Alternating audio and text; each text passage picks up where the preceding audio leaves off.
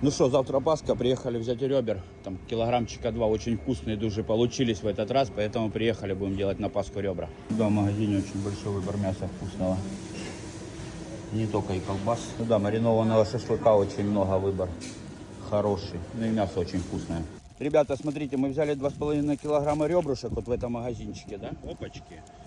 Блин, на 14 евро, вообще ценник халява. И еще нам колбаску на пасочку в подарочек дали, или паштетик, я не знаю, что это. Так что вот так вот как-то. Ну, ребра получаются очень бомбовские в этом маринате. Так что погнали в русский теперь. Скоро вже буде Пасха, так що запалите м'яска. Скоро вже буде Пасха, сердельки та ковбаска. Скоро вже буде Пасха, так що запалите м'яска. Скоро вже буде Пасха, сердельки, курочки, ковбаска. Скоро вже буде Пасха, Пасха. Скоро вже буде Пасха, Пасха.